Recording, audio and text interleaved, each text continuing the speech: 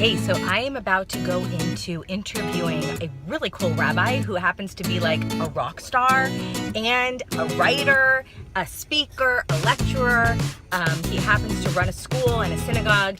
He's so cool, and he wrote an incredible album that I've been listening to all morning. It's super awesome, and I cannot wait just to pick his brain and find out like what was the inspiration of this. So come on, let's go check it out.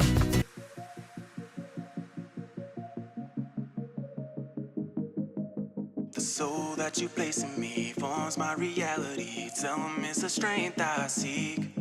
But hey, how are you? Hey, welcome, how's it going? welcome to the office.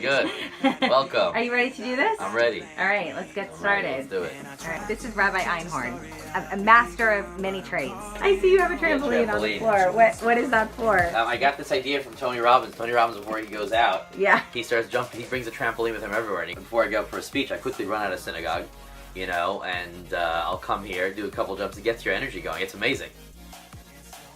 We're not going to see the rabbi jump. I got so excited once. Jumping through the roof. You've written a book called Judaism Alive. Correct. You are a music producer for an album called Teshuvah The Return, Judaism Alive. Are we all getting this? This is like a super cool dude. So, Rabbi Einhorn, tell me, this album I listened to What'd you think? It's like super Honestly, cool. what'd you think? Well, first of all, it's Go kind for of like, was that Morgan Freeman in the beginning?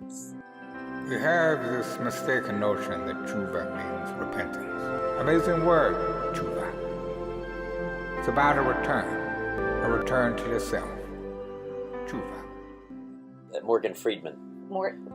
No, it's not really. It's a guy I found online. I mean, he literally sounds just like Morgan Freeman. Yeah. It was kind of crazy. I had to listen to it like many I wanted times. that voice of God feel for the beginning. You really captured it. Yeah. So it's an album with really an eclectic, group of songs. I mean, you have like electronic dance, you have country, you have pop, Hasidic, Jewish, Klezmer. I mean, you really have influences of like all different brands going on here.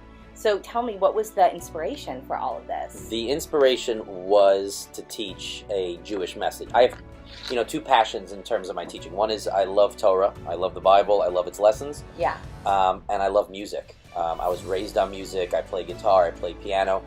I love that stuff. And I wanted to find a way to do both of those together. And I felt that this album could be a way to teach Torah in a different modality. Each song tells a different story of one person's journey. And you could, put yourself in that place. I actually totally picked up on that because as I was listening to it in order because I wanted to understand if there was some sort of it's a storyline. It's a narrative. It was a total storyline. It's a narrative. And it started off with me like sort of in this new agey, like that first song with Morgan Freeman was so like inspiring and it got me into this like mode. And then like as the music went on. Yeah, the first song is supposed to take you into the world of this album. Yeah, and then once you're there, there's the journey. It starts with a person. First song after that is called Kochi Ba'otzim Yadi, which means I got this figured out. Where everyone starts, where they think they figured everything out. They've got it all worked out, and that's usually the step right before everything falls apart. That's so true. Yeah, so that's what. so before you hit rock bottom, you pretty much believe that you haven't. You got it all. Yeah. Yeah. And you're good. You don't need anybody to help you out. Yeah. You figured it out. I got and that's this. it. I got so this. people, if you think you've got this, that's when you really have to go to therapy. Then you know you're about to fall. The mistake is translating the word tshuva as repentance. Repentance means penitence, means to pay something back, like you owe something to somebody, or you owe God to make up for what you did.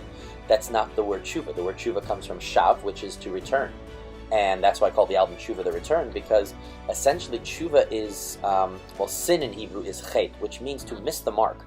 You've misaligned what you're here to do, what your purpose is, and you're losing your focus. And it's not about punishment or fire and brimstone.